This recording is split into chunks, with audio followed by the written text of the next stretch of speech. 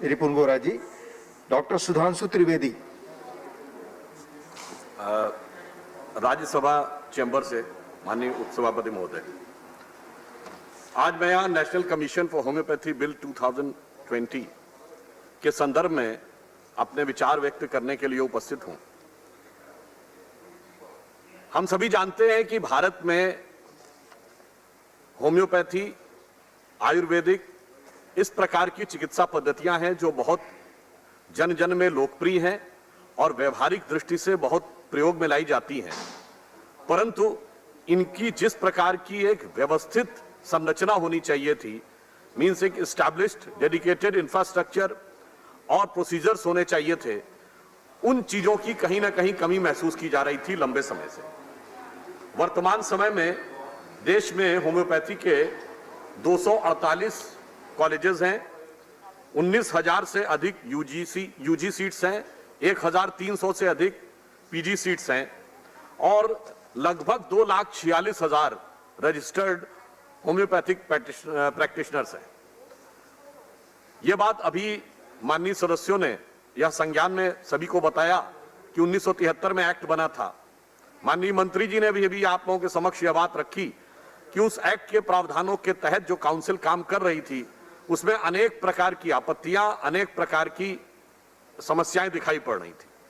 उन्हीं को ध्यान में रखते हुए सरकार ने उनका निराकरण करने के लिए इस बिल को लाने का प्रावधान किया।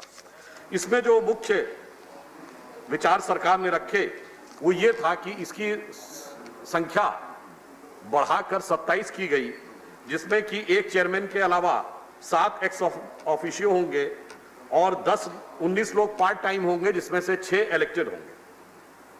इसके अलावा एडवाइजरी काउंसिल रिकमेंडेशंस को कर सकेगी और जो चेयरपर्सन होंगे और जो मेंबर्स चुने जाएंगे वो एक सर्च कमेटी के द्वारा चुने जाएंगे, जिसको कि चेयर कैबिनेट सेक्रेटरी करेंगे।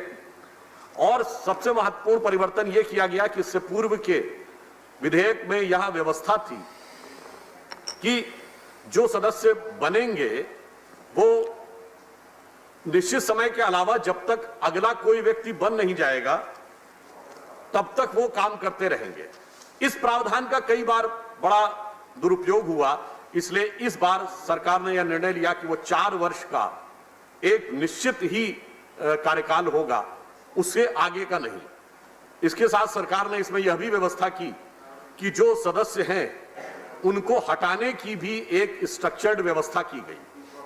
अब इसके बाद आता है कि जब हम इसके एडमिनिस्ट्रेटिव स्मूथ फंक्शनिंग को इंश्योर कर लेते हैं तो अगला विषय आता है कि होम्योपैथी चिकित्सा और होम्योपैथी शिक्षा की गुणवत्ता को किस प्रकार से निर्धारित किया जाए।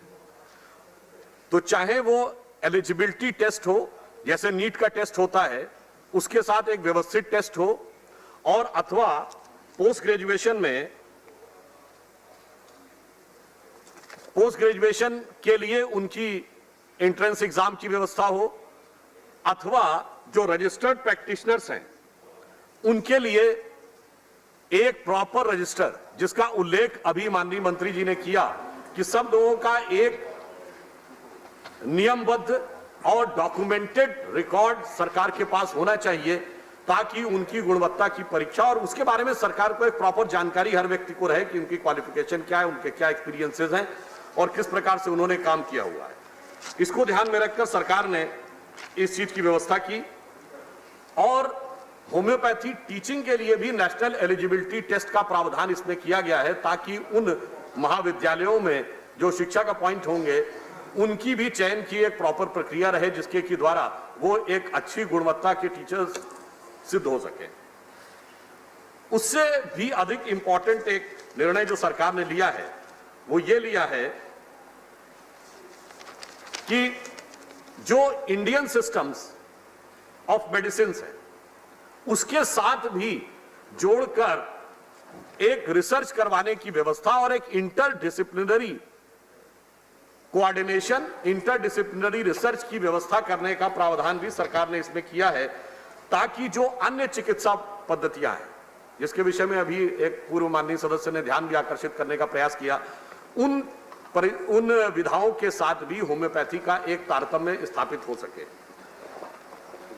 और उससे अधिक महत्वपूर्ण बात मैं ये कहना चाहूंगा कि आज जब होम्योपैथी अथवा इंडियन सिस्टम्स की बात आती है तो सबसे बड़ा एक परिवर्तन होने की बात यह आती है कि कहा जाता है कि इसका कोई बहुत इस्टेब्लिश्ड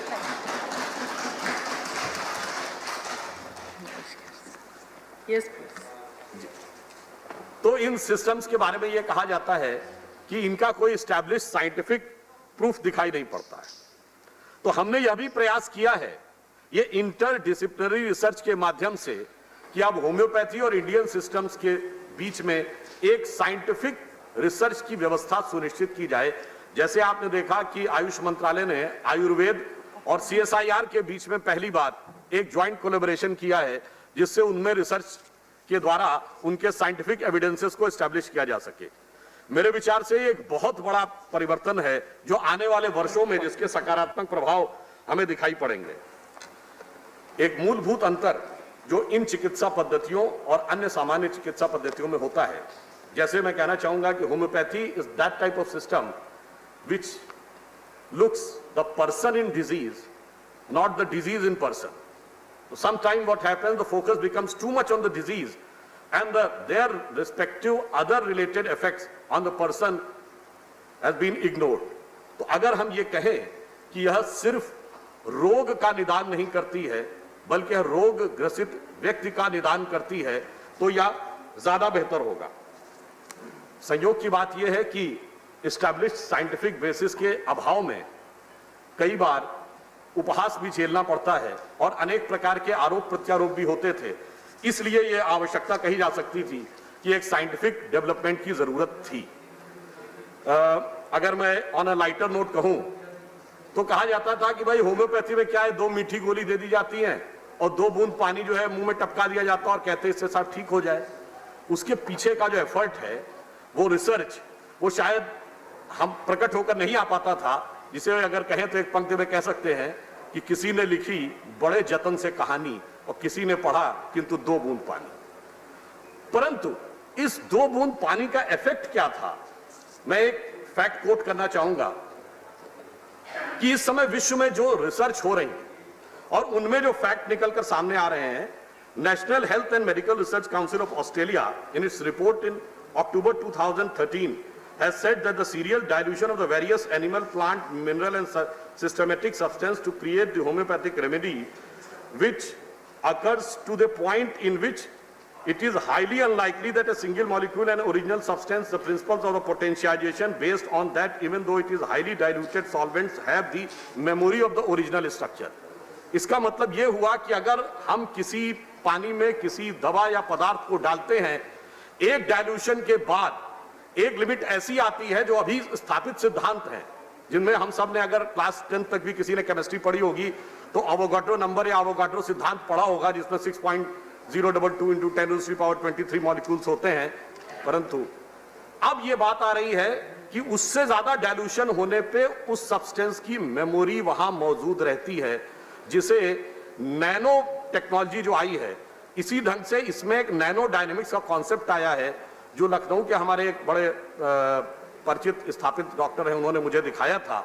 और मैं सदन के संज्ञान में भी ये लाना चाहता हूं कि एक बहुत स्थापित फ्रेंच वायरोलॉजिस्ट, जिनको नोबेल पुरस्कार भी मिल चुका है वायरोलॉजी के ऊपर, उन्होंने भी इस बात की तस्दीक की है कि हाईली डाइल्यूटेड डाइल्यूशंस के अंदर ऐसे एलिमेंट्स होते हैं जो कि औषधि की गुणवत्ता को बहुत बढ़ा देते हैं। और वैसे ठीक है कि उनका बहुत विरोध भी हुआ है और अन्य चीजों को लेकर अनेक प्रकार की बातें कही भी जाती हैं और थोड़ा उपहास जुड़ा जाता है, इसमें कोई बहुत आश्चर्य की बात नहीं है।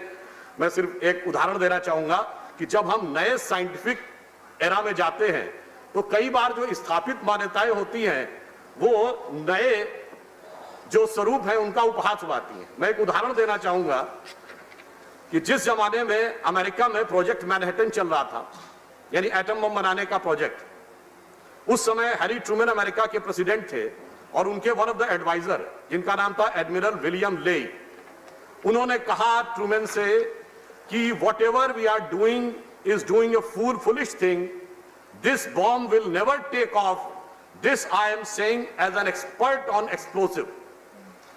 तो वो गलत नहीं थे। उस समय तक एक्सप्लोजिव की जो टेक्नोलॉजी थी वो केमिकल फोर्सेस के ऊपर थी। जैसे ही हम एटम के अंदर गए तो वो टेक्नोलॉजी बदल गई। तो उसी प्रकार से हम ये कह सकते हैं कि आज जो रासायनिक सिद्धांतों के आधार पर दवाओं का प्रतिपादन है, जब नैनो टेक्नोलॉजी के आधार के ऊपर होगा तो हमारे विचार से इसमें एक नया स्वरूप आ सकता है और इस नए स्वरूप को स्थापित करने की जरूरत है। इसलिए भी कि ये इस प्रकार की कुछ ऐसी बीमारियां होती हैं सामान्यतः जिनका स्थापित एलोपैथी में इलाज नहीं देखने को मिलता है, जैसे स्किन डिजीजेज होती हैं, ऑटोइम्यून डिजीजेज होती हैं, लिवर और किडनी रिलेटेड डिजीज होती हैं, वायरल इंफेक्शंस, एलर्जीज, इनके बारे में नहीं होता है। परंतु इन चिकित्सा पद्धतियों से चूंकि लोग प्रभावित हो रहे हैं और वो लाभान्वित भी हो रहे हैं, तो आज आवश्यकता है कि उसको एक स्ट्रक्चर्ड बेस बनाया जाए ताकि फिर उसके बेस के ऊपर ना सिर्फ लोगों को बेहतर लाभ मिल सके बल्कि आगे हम इसका प्रयोग करके दुनिया में आगे और बेहतर ढंग से अपनी बात को रख भी सकें। अब हम ये कहना चाहेंगे कि चाहे एनिमल सोर्स हो, मिनरल सोर्स हो या प्लांट सोर्स हो, उससे मिलने वाली जो भी मेडिसिन हैं उनका एक व्यवस्थित स्वरूप, जो साइंटिफिक स्वरूप आगे उभर के आना चाहिए। इसीलिए आयुष मंत्रालय ने इंटरडिसिप्लिनरी कोरिलेशन एस्टैब्लिश करने की बात कही। जब हम इंटरडिसिप्लिनरी की बात करते हैं तो कभी कभी लोग कहते हैं साहब आपने तो केवल आयुर्वेद और होम्योपैथी, इनको आपस में क्या संबंध है, आपने इसको कैसे जोड़ दिया, और ऐसा प्रतीत होता जैसे केवल ये पॉलिटिकल आधार पर लिया गया निर्णय है। मैं ये कहना चाहूंगा सरकार ने जो ये निर्णय लिया है ये बहुत ही व्यवस्थित साइंटिफिक आधार पर निर्णय लिया है, क्योंकि यदि होम्योपैथी के बारे में कहा जाता है कि सिमिलर क्यूरेटम, यानी वो लाइक फोर्स जो है वो लाइक को ही क्योर करता है, तो आयुर्वेद में भी ये कहा गया है सम समः शमति, समान पदार्थ का शमन करता है। यदि ये कहा जाता है कि हम कोई ऐसी चीज को जो नुकसानदेह भी हो सकती है उसके द्वारा इलाज कर सकते हैं, तो आयुर्वेद में भी कहा गया विषस्य विषमौषधम, यानी विष से विष का भी इलाज होता है। और यदि अल्ट्रा डाइल्यूशन की बात होम्योपैथी में है तो आयुर्वेद में भी कहा गया है मर्दनम गुणवर्धनम, means there are certain remedies in which you keep on diluting, keep on going into the finer element and the power will be keep on increasing। तो इसलिए मैं कहता हूं कि आवश्यकता है कि इसको आगे बढ़ाया जाए। और दूसरा इसका एक पक्ष सामाजिक भी है। यदि हम हेल्थ फॉर ऑल की बात करते हैं तो जब तक आर्थिक दृष्टि से सहज और सुगम चिकित्सा पद्धतियां उपलब्ध नहीं होंगी तब तक हेल्थ फॉर ऑल कैसे हो सकता है। अब यदि आप देखिए तो होम्योपैथी अपेक्षाकृत 1/10 कॉस्ट आती है स्थापित मेडिसिन की। दूसरा क्या है कि इनको लेने का तरीका इतना सिंपल है कि छोटा बच्चा जो 1 साल 2 साल 3 साल का हो या बहुत बड़े बुजुर्ग जिनके लिए हैवी मेडिसिन को कंज्यूम करना मुश्किल होता है, वह भी आसानी से इनको लिया जा सकता है। तीसरा एक इकोनॉमिक एस्पेक्ट में यह भी आता है कि इनकी एक्सपायरी डेट नहीं होती आसानी। तो ऐसा नहीं कि दवाएं हुई और कुछ समय के बाद वो कालबाह्य हो गई, एक्सपायर्ड हो गई टाइम से। तो इसके बहुत सारे सामाजिक प्रभाव भी हैं। यदि हम इस पूरे सिस्टम को व्यवस्थित कर सके तो इसके सामाजिक प्रभाव का भी उपयोग होगा। अब कोविड के दौर में यदि हम देखें तो पहली बार ऐसा हुआ कि भारत सरकार ने आधिकारिक रूप से किसी आयुर्वेदिक और होम्योपैथिक के दवा को यह कहा कि इसका प्रयोग करना चाहिए। जो आपने देखा कि आर्सेनिक एल्बम हो या च्यवनप्राश के लिए कहा गया, उसका कारण यह था कि अभी तक जब हम कोविड का सामना कर रहे हैं तो 2 तरीके हैं उससे बचने के। एक है कि वैक्सीन का निर्माण हो और एक है इम्यूनिटी बूस्ट हो। इम्यूनिटी बूस्ट होने के जितने भी आधार अवेलेबल हैं वो आयुर्वेद और होम्योपैथी में ही अवेलेबल हैं, वो अभी तक के ज्ञात एलोपैथी सिद्धांत में अवेलेबल नहीं है। तो इम्यूनिटी बूस्टर्स के रूप में न सिर्फ प्रतिपादित किया सरकार ने बल्कि ये रिसर्च करवाने की भी शुरुआत की, और जो मेरा मानना है कि आने वाले समय में देश के लिए बहुत महत्वपूर्ण होगी। एक बात मैं और कहना चाहूंगा, यदि हमारे पास ये विचार पहले होता तो शायद हम आज और बेहतर स्थिति में होते। मैं एक कोट करना चाहूंगा होम्योपैथी के संदर्भ में। गुरुदेव रविंद्रनाथ टैगोर ने यह 30 अगस्त 1936 को शांति निकेतन में कहा, coat, I have long been an ardent believer in the science of homeopathy and I feel happy that it has got now a great hold in India than even in the land of its origin. It is not merely a collection of few medicines but a science with a rational philosophy as its base. We require more scientific interest and inquiries into the matter with a special stress upon the Indian environment, unquote. ये मैंने इसलिए कहा कि जो कुछ गुरुदेव रविन्द्रनाथ टैगोर जी ने 1936 में कहा, यदि हम बाद के वर्षों में स्वतंत्रता के बाद के कार्यकाल में कुछ रिसर्च इंस्टीट्यूट आयुर्वेद और होम्योपैथी के एस्टैब्लिश कर लिए होते और उसमें हमारे पास कुछ पेटेंट्स होते, तो मैं कह सकता हूं कि आज हम दुनिया में एक अलग ढंग से खड़े होते। और मैं अंत में ये कहना चाहूंगा कि जब हम एक नई चुनौती के सामने हैं और नई शताब्दी में नए तरीके से आगे बढ़ रहे हैं, तो अगर हमें वर्ल्ड का लीडर बनना है तो हमें ऑल्टरनेटिव टेक्नोलॉजी के थ्रू ही जाना होगा। इस्टैब्लिश टेक्नोलॉजी को फॉलो करते हुए हम फॉलोअर बन सकते हैं, लीडर नहीं। जैसे जो चाइनीज सिस्टम है, ट्रेडिशनल चाइनीज मेडिसिन, उसमें जहां तक मुझे ज्ञात है उन लोगों ने इतना रिसर्च किया कि मलेरिया की एक दवा ट्रेडिशनल चाइनीज मेडिसिन सिस्टम के माध्यम से करके, एक महिला साइंटिस्ट थी, मुझे उनका नाम नहीं ध्यान आ रहा है, उनको शायद नोबेल पुरस्कार भी मिला है। हमारे यहां ऐसा रिसर्च क्यों नहीं हुआ? शायद कहीं ना कहीं हमारे अंदर जो भारत के आत्मगौरव का भाव था वो शायद उतना कॉन्फिडेंस नहीं रहा होगा, इसलिए हमने उस पर एस्टैब्लिश नहीं किया। जी, I am coming to end. Finally मैं सिर्फ ये कहना चाहूंगा कि आज 21st सेंचुरी में जितने भी पिछले 100 साल में बहुत सी ऐसे साइंस थे जो वहां से शुरू हुए, मगर हमारे साइंटिस्टों ने आगे बढ़ाया, चाहे सीवी रमन हो, चाहे डीएनए में हरगोविंद खुराना जी हो, या अभी जो गॉड पार्टिकल निकाला गया उसमें जिसका की नाम है हिग्स बोसॉन, जो एक इंग्लैंड के साइंटिस्ट पीटर हिग्स और भारत के सत्येंद्र नाथ बोस के नाम पे है। तो आज जब हमने करके दिखाया है तो हम इन नई विधाओं में वर्ल्ड के लीडर बन सकते हैं। और हमारी सरकार ने मोदी जी के जो एक अभिनव प्रयोग करने की क्षमता है, उसी के चलते हम इसमें एक नए डायमेंशन के साथ आगे बढ़ रहे हैं। और यदि वेदों का वह वाक्य सार्थक करना है, जीवेम श्रद्धा शतम, पश्येम श्रद्धा शतम, शृणयाम श्रद्धा शतम, अदीनास्याम श्रद्धा शतम, अर्थात 100 वर्ष तक जिए, 100 वर्ष तक देखें, 100 वर्ष तक सुने और 100 वर्ष तक रोग से प्रभावित ना हो, तो वो इन्हीं व्यवस्थाओं के द्वारा संभव है। यह कहते हुए मैं इस बिल का समर्थन करता हूं। धन्यवाद। Thank you, Dr. Trivedi. After this, we have Dr. Shantanu Sen.